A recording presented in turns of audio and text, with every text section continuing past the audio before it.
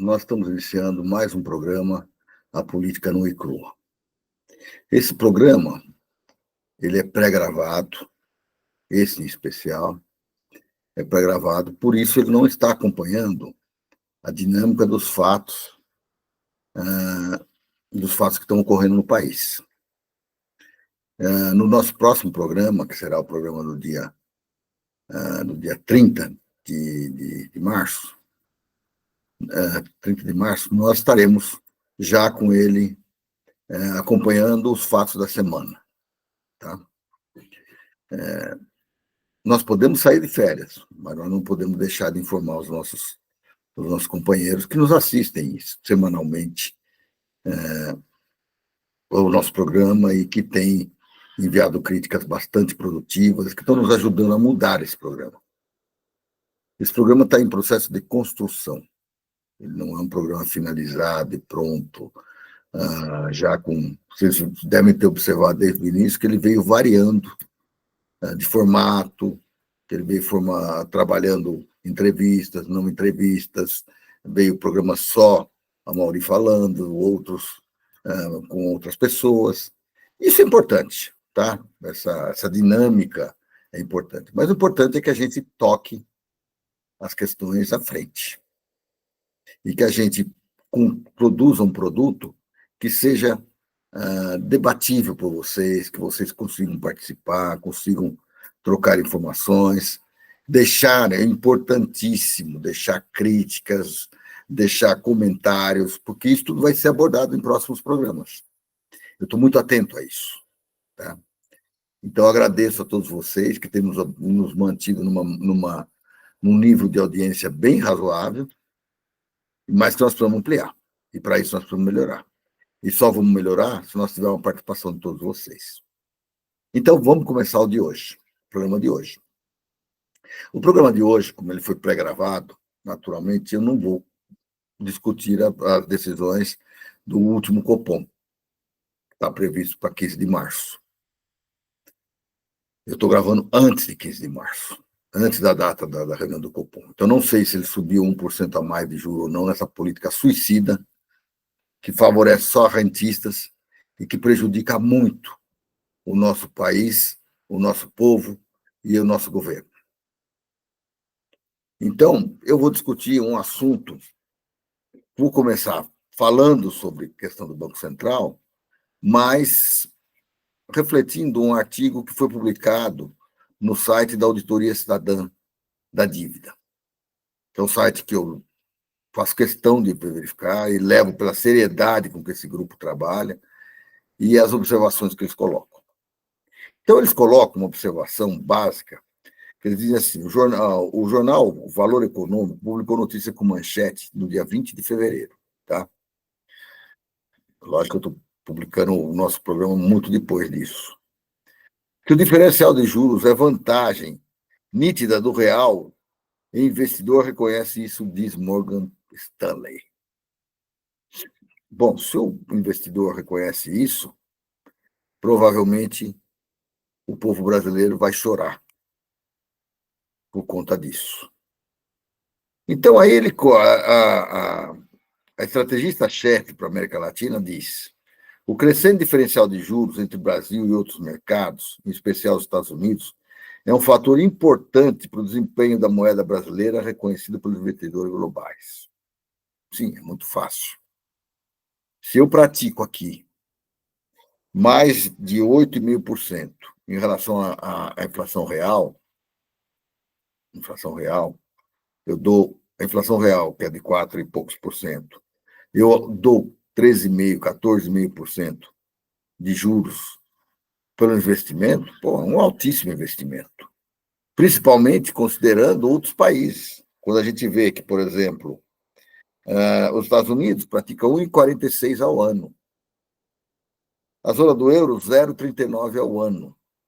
E o Japão, menos 2,99 ao ano. Opa, espera aí, o Brasil pratica 8,31, é o número certo, ao ano. Pô, eles vão todos aplicar aqui no Brasil. E vão brincar aqui dentro de tira, bota, volta, Se não gostei da decisão do governo, eles aumentam o valor do dólar, retirando dinheiro. Se eles gostam, eles pegam e aplicam mais, aí o dólar cai. E aí ficam brincando com a economia brasileira. E quando eles brincam com a economia brasileira, eles não estão brincando com um ser etéreo, com os bancos nacionais do governo, eles estão brincando com o povo brasileiro. O povo brasileiro que está sendo brincado. Então, a representante do Morgan, ela diz o seguinte, que atualmente o real oferece o melhor carry, ou seja, a obtenção de ganhos com base na diferença entre a taxa de juros e o valor real, ajustado à volatilidade entre as moedas mais líquidas dos mercados emergentes, superado apenas pela lira turca ou pela rúpia indiana. O carry continua sendo uma vantagem muito clara para o real e é frequentemente citado como um forte ponto positivo em todas as conversas com investidores. É lógico que eles querem isso. É isso que eles querem, só isso que eles querem. E aí, a Auditoria Cidadã coloca o seguinte, com toda razão, que as altíssimas taxas de juros são o principal fator de crescimento da dívida pública no Brasil. Então, olha, observem isso. O maior fator do crescimento da dívida pública do país são as altas taxas de juros. E não os planos sociais que o governo tenta implementar e que toda hora são acusados de serem os prejudicadores da economia nacional. Né? Os pagamentos dessas dívidas públicas, dos juros e dos serviços dessa dívida, superam os 40% do orçamento federal. Então, até que já virou costume nosso, a gente não discute esse lado, 40%, 50%. A gente só discute o outro. A gente só discute se a educação está consumindo muito com 3%. Se a educação está consumindo muito com 3%. Mas nós esquecemos do maior fator da dívida, que são os mais de 40%, que são gastos ao ano para pagar o serviço da dívida para investimentos, para rentistas e investidores que não vão retornar ao Brasil em termos de produção, em termos de aumento de emprego, aumento de qualidade de vida do nosso povo. Eles vão só se apropriar desse dinheiro, porque o governo nosso é perdulário. E vou falar claramente, é perdulário mesmo. Né? Fica nessa, vamos respeitar, mas quem sofre é o povo. Essa é a grande realidade. O país que deixa de se industrializar, que deixa de desenvolver, que deixa de investir em tecnologia, que deixa de investir na ciência, que deixa de investir... Para quê? Para pagar juros. Precisa ser muito besta, né? Então, sobre a justificação... as altíssimas taxas de juros são a principal taxa de crescimento da dívida. Né? Sobre a falsa justificativa de combate à inflação, que decorre principalmente de preços administrados pelo governo e preços de alimentos, devido à política de priorização das exportações, e não de uma suposta demanda aquecida. Tais questionamentos devem ser investigados por uma profunda auditoria com participação da sociedade. E eu concordo com eles. Eu concordo com eles quando eles dizem isso. Ou seja, o nosso pequeno produtor rural, a agricultura familiar, essa sofre na carne, porque não recebe nem incentivos para evoluir. Mas os grandes aumentos de preços administrados, não de preço, eles vêm em função do quê? Das commodities. Então, nós somos um grande produtor. Que beleza, viva o agro pop, o agro é show, o agro é isso, o agro é aquilo. Mas, na verdade, nós estamos produzindo para outros. Então, isto é muito grave. Isso é muito grave e a gente tem que olhar isso para a política econômica. E olhar isso quando nós olhamos para o Ministério da Fazenda, que está sempre baixando a cabeça para os grandes investidores. Então, eu me lembro ainda de uma discussão que eu tive quando eu participava do Sindicato dos Profissionais Personalizados, quando nós tivemos uma campanha, acho que foi em 88, se não me engano. Foi na época da Constituição Federal, foi naquela época. E que foi estabelecido um projeto de lei na Constituição que o máximo de juros anual seria de 12% ao consumidor final. E o banqueiro ficou bravo comigo, nós estávamos discutindo salários. Ele ficou bravo comigo. Disse, como vocês querem fazer isso se vocês apoiam esse negócio de 12%? Eu recebi outro dia. Aliás, é uma questão que no Brasil precisa ser muito bem vista. Essa questão do consignado para pensionista.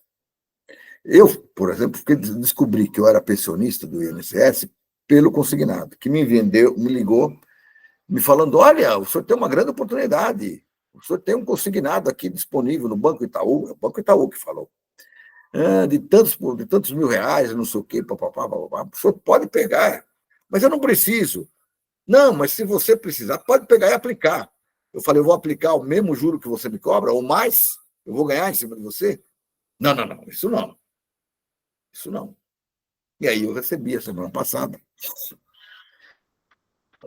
Eu não sei exatamente os números, porque eu não recordei, eu fiquei tão revoltado que de um banco desses bancos aí. Olha, o senhor pode pegar o seu consignado, é só 1,85% ao ano, ao mês, ou 120 e tantos por cento ao ano. Olha que grande negócio. Eu capto do governo a 12, a capto do governo, o governo já vende já paga 14,5 e eu cobro 120.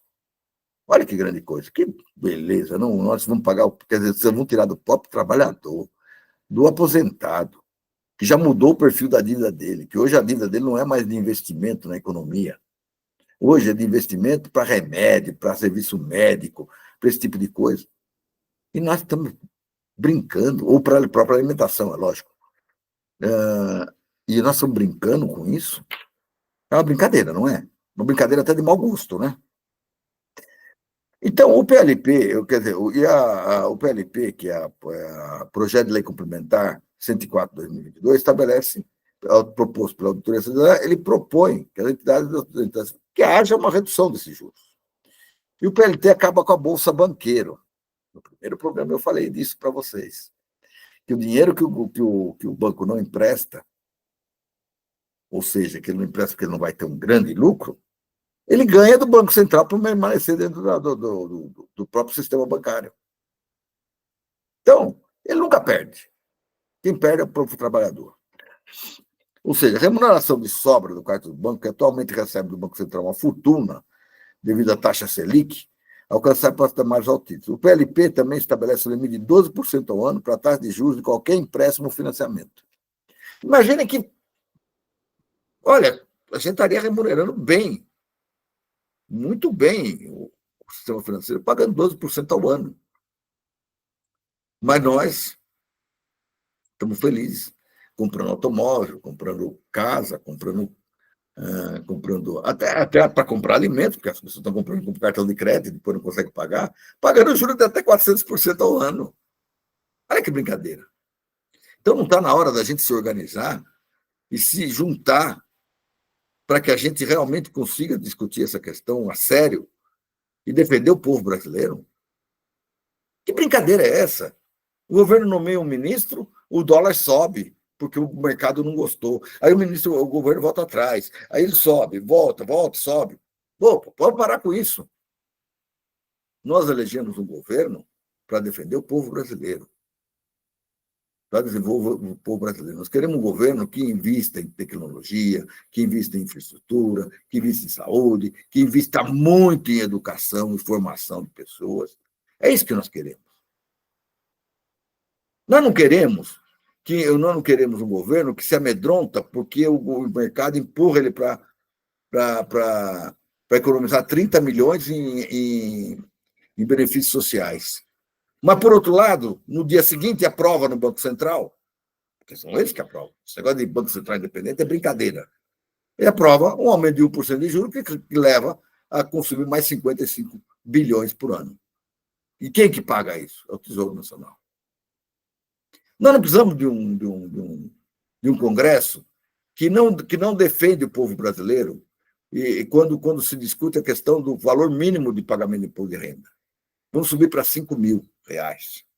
Bom, eu me lembro, lá para 2006, 2007, eu não me lembro a data, eu morava numa região de metalúrgicos, que os sindicatos metalúrgicos estavam numa grande greve. E ele estava discutindo o PLR, que era o percentual dos lucros da empresa, que vai repassado para os empregados, e estava discutindo uma outra questão. Qual era o valor mínimo do imposto de renda? Vocês têm uma ideia de há quantos anos esse valor não é alterado? Há quantos anos o povo está sendo penalizado com desconto de imposto de renda, porque quem paga é o assalariado? Há quantos anos ele está sendo penalizado com toda a inflação daquele período, que talvez o valor mínimo seria muito maior até que R$ 5.000, eu não sei, não fiz essa conta, mas façam. Pega lá a data que foi a última vez que foi reajustada a tabela de imposto de renda e trazam para hoje. Vocês vão ver que o valor é um absurdo.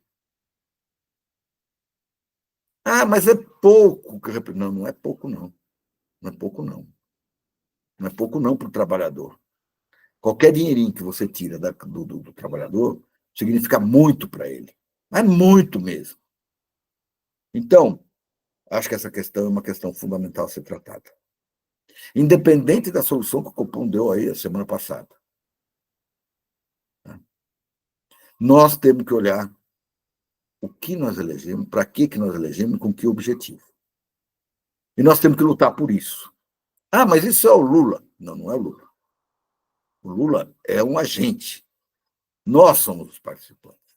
A nossa influência, a nossa participação, a nossa organização, dos partidos políticos, das associações, das organizações, todas, nós é que temos que estar atentos a isso. Nós é que temos que usar a nossa voz. Ah, mas o pessoal contra tem as redes sociais, eles têm. Uai, mas a rede social, vamos me desculpar um pouco, se nós tivéssemos organizado, já teria morrido há muito tempo essa da direita. Hoje eles pautam a gente. Hoje eles pautam que o juro deve subir. Hoje eles pautam que nós não podemos escolher tal ministro, ou este ou aquela ministra. Hoje eles pautam tudo. Pautam até que o nosso ministro não pode ir lá nos Estados Unidos, porque eles foram lá fazer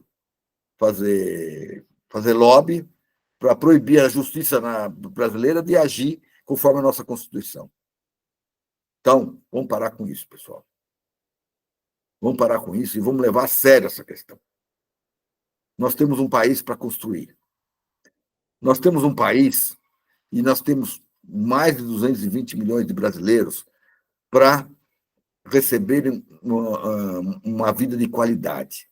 Nós temos que construir um país mais justo, mais igualitário, com menos diferenças, com mais educação, com maior competitividade. Nós temos que produzir. Nós temos que produzir e fazer o nosso povo orgulhoso do seu país. Um outro assunto que nós vamos tocar nesse programa, ele é um programa fundamental, um problema fundamental para nós, relacionado ao primeiro. O governo Lula nomeou a companheira Gleisi Hoffmann para ser ministra da articulação política. Todos se revoltaram. Como? Essa mulher é radical, essa mulher não tem sentido, ela não vai conseguir fazer aquilo que que o anterior fazia, já não servia. Mas agora, muito menos. Pessoal, afinal de contas, quem foi eleito para ser presidente da República? Quem tinha um programa, bom ou mal, que foi eleito, que foi referenciado nas urnas? Foi o presidente Lula. Nós estamos sob pressão e sob chantagem desse Congresso desde o primeiro dia do governo Lula. E nós, que estamos aqui, que somos patriotas, que lutamos por esse país, por um Brasil mais justo, igualitário, nós sempre discutimos, vamos ficar quieto, porque para não atrapalhar o governo do Lula. Acho que foi um grande erro. Nós deveríamos ter aproveitado esses 2 primeiros anos para nos organizarmos e estar muito mais fortes hoje. E não para referenciar aquilo que era, não, porque o Congresso, sabe como é que é o Congresso, sabe como é que não é. E o Lula ali. fazendo acordo com o PP, com republicanos, com o PSD, com não sei o que lá. Tudo gente que não vai estar com a gente na próxima eleição. Tudo gente que não está fazendo isso. O apoio, o acordo que nós temos que fazer é com a população brasileira, é com os movimentos sociais, é com as entidades, é com os partidos, é com tudo mais. É isso que nós temos que entender. E não ficar distribuindo cargo para gente que não está afim nem de discutir o que nós estamos querendo pensar em termos de futuro desse país. Gente que está afim de fortalecer seus lobbies. Gente que está ligada ao agro, que sempre joga contra nós. Gente que está ligada ao mercado e joga efetivamente contra o governo brasileiro. Que joga. Se aproveita, mas joga contra. E o agro é a mesma coisa. Veja as mordomias todas que eles têm. Veja que, por exemplo, a LDO ainda não foi votada. Não sei se hoje, no dia da execução dos programas, terá sido votada. Mas não foi votada. Até o momento que eu estou gravando esse programa. E aí o governo não tem, por causa desse maldito arcabouço fiscal, não tem 4 bi para pagar para pagar de dar de subsídios para os agricultores. Porque o Banco Central Independente diz que os juros são 13 e qualquer coisa. Hoje, não sei se já são 14. Espero que não. Mas o agricultor recebe juros subsidiados a 8. Quem paga essa diferença? O Tesouro. Mas o Tesouro está preso no arcabouço fiscal. Não pode pagar se não tiver receita, se não tiver isso, se não tiver aquilo. E aí o governo diz, não posso. Aí o agro se revolta. O pessoal da direita vem todo. Porque esse governo está vendo que é hora de plantar, que é hora de fazer. Primeiro, não sei se ele está plantando para o povo brasileiro. Depois, e vocês vão me xingar por causa disso. Eu até aceito. Nós precisamos planificar o que nós produzimos. Nós estamos produzindo para exportar. O povo brasileiro continua passando fome, continua tendo dificuldades para se sustentar, para sustentar a família, continua tendo dificuldades para tocar a economia brasileira. Então, mas tem gente que ganha dinheiro. Então, aí, a gente se pergunta, né? Então, o que significa alguém das relações institucionais muito mais efetiva, talvez, muito mais persistente, muito mais brigadora para defender os interesses do povo brasileiro? Talvez signifique muito. Talvez signifique o fim dessa chantagem contínua que nós estamos vivendo. Mas eles vão gritar, eles vão jogar contra, mas eles já jogam contra. Ou vocês acham que eles jogam a favor? Não jogam a favor, eles jogam contra. Por que eu vou criticar que o governo vai querer se colocar, pelo menos se posicionar, defendendo os seus eleitores? Ele está perdendo eleitores. Está perdendo na Bahia, está perdendo no Nordeste todo, está perdendo. Está perdendo por quê? Porque o pessoal não consegue ver uma evolução. Ah, mas tem a Bolsa Família. Tá? A Bolsa Família já tinha. Ah, mas tem não sei o quê. Até o pé de meia, ele ainda não sentiu. Ainda não começou a produzir resultados. Já começa a ter depósitos, mas não conseguiu trazer resultados. Então, tudo é ao médio prazo. Tudo é ao longo prazo. Então, nós temos que estar atentos a isso. E aí, é lógico que Centrão, a extrema-direita reclamam. Ah, como é que vai botar uma ministra dessas aí para fazer relações com a gente? Por quê? Porque estão acostumados a gritar e a gente sai correndo. Talvez agora seja um novo momento. Vamos aguardar. Boto fé na Gleisi, boto fé na vontade do presidente Lula de começar a se impor. Chega dessa história de semipresidencialismo, chega dessa história de emendas fantasmas, emendas PIX, emendas não sei o quê. Está na hora da gente começar a agir. Está na hora de dar apoio ao Dino, que está lá exigindo transparência nas emendas que são feitas nesse país, para que atendam o povo brasileiro e não interesses próprios. Então, essa é uma grande vitória. Eu aplaudo o presidente Lula por essa decisão histórica e honesta e corajosa. Não é sempre que a gente compartilha, discute, troca ideias, aceita que a gente vai ter resultados. Mercado, agro e mais outros setores que dominam esse país não estão interessados no futuro desse país. Estão interessados neles próprios. E nós temos uma responsabilidade com 230 milhões de brasileiros. É isso que a gente tem que olhar. E o presidente Lula é o presidente honorífico, tal, não é de fato, mas de um grande partido que nasceu do quê? Da luta dos trabalhadores.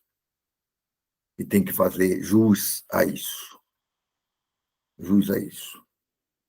Assim como a Gleisi tentou fazer no último período do PT. E o PT e os outros partidos de esquerda ou progressistas têm que aprender que a nossa grande batalha é aqui, é nas ruas, é na organização do povo brasileiro, é nas lutas por melhorias desse país. E que levar as nossas reivindicações ao governo e a exigir com que eles sejam implementadas é uma boa política. E não a política de se esconder e ficar falando, porque o Congresso... A gente está justificando e está perdendo. A verdade é essa. Mas é a grande imprensa que domina as pesquisas. De fato é, mas que esta realidade existe, existe. Saiam da bolha e vão conversar com o povo para ver que realmente o povo não está satisfeito. Então está na hora de mudar isso. E mudar radicalmente. Então, agradeço a vocês por mais esse comentário. Eu acho que a Gleisi, na articulação Mira 2026, deixa a chave do cofre com o Lula e desanima o Centrão. Essa é a frase da Folha de São Paulo. Não é verdade? Poxa, se a chave do cofre estiver na nossa mão, nós vamos direcionar para o que interessa para esse país, não para o que interessa por essa gente. Para essa gente. Bom, um outro assunto que eu queria conversar com vocês é que, graças a Deus, nós ainda estamos aqui. E nós estamos ainda, nós, não sou eu, nós que estamos aqui na luta por esse país melhor, em defesa dos direitos humanos, em defesa da apuração dos fatos que ocorreram no período da ditadura militar, na defesa da apuração dos fatos que ocorreram durante o governo Bolsonaro, na defesa da apuração correta e dos fatos que ocorreram, toda a preparação do golpe que foi tentado em 8 de janeiro de 2023. Foi tentada várias vezes, mas 8 foi o ápice. Nós temos uma razão para estarmos aqui. E a nossa razão é não permitir que no futuro, esses fatos se repitam. Esses fatos não podem nunca mais se repetir. Então, eu parabenizo a Comissão de Justiça e Paz pela montagem da bancada de vereadores de São Paulo em defesa dos direitos humanos. Eu parabenizo todos aqueles que lutam pela defesa dos direitos humanos. Eu parabenizo a todos aqueles que repudiam o que essa extrema-direita coloca no dia a dia. Eu mesmo, outro dia, vi uma reportagem de um deputado, acho que é Duval, que chama Duval, acho que o nome dele é isso, não merece nem ser guardado, mas deve ser observado, pedindo para os Estados Unidos invadirem o Brasil. Ou seja, já que não conseguiu o golpe aqui interno, por que não trazer os Estados Unidos para invadir o Brasil? Olha que absurdo. Olha que patriota esse indivíduo. Olha o Eduardo Bolsonaro correndo todo dia lá para os Estados Unidos, pedindo que o juiz entre com ação contra juízes nossos, pedindo que sanções contra o Brasil, pedindo que a OEA venha aqui para verificar se nós estamos sendo democratas ou não. Pô, essa é a democracia que nós queremos? A democracia em que golpistas estão soltos planejando golpe todos os dias? Essa é a democracia que queremos, essa democracia que garante que o Exército continue pregando golpes ainda e comemorando os 31 de março da vida, todos os anos? Se não de forma aberta, pelo menos de alguma forma ele comemora. que se dizem os defensores da pátria. Defensores da pátria contra quem? Só se for contra o povo brasileiro, porque para fora, não. Eles não têm capacidade para isso. E essa política toda de segurança, onde bandido bom é bandido morto, isso vem da onde? Onde a tortura é método natural, onde as pessoas chegam a parabenizar por terem convivido, ou terem a presença de grandes heróis brasileiros como Ustra, um torturador, safado, malandro, desumano. Desumano, eu conheço pessoalmente. E quem o conheceu sabe quem é essa figura. Não só ele, hein? Todos os outros. E nós ainda queremos justiça. E temos que buscar essa justiça. Por isso é muito importante essa decisão do STF sobre a questão da anistia. Não tem sentido anistia para crimes continuados. Rubens Paiva é um exemplo disso. É o que ficou mais famoso por causa do filme Estou Aqui, onde a família lutou a vida inteira para esclarecer a morte do Paiva. Mas eu tenho outros. O Cumprido, meu amigo. A Tuta Carlipe. Tantos outros. Tantos outros que morreram e nem tiveram o direito de enterrar as suas vítimas. Eu citei alguns amigos meus, porque eu perdi vários amigos. Mas tem muitos que não eram amigos meus, mas eram companheiros de luta em defesa dessa democracia desse país. Então, pessoal, nós estamos na luta. E vamos continuar na luta. E esse programa vai estar sempre aberto para os bons debates desse povo brasileiro. E vai sempre trazer pessoas que possam ajudar a entender e a educar e a ajudar o povo a tomar as suas decisões e a entender o que está acontecendo. Nós não podemos permitir que episódios como os vividos na ditadura militar, como os vividos naqueles tempos péssimos de 2019 a 2022, voltem a ocorrer. Prisão para Bolsonaro e companhia, prisão para os derrites da vida que estão matando nas comunidades à torta direito, prisão para todos os que desobedecem os direitos humanos nesse país. E nossos aplausos para todos os que lutam por construir um Brasil mais justo e socialmente justo e igualitário. Um grande abraço a todos.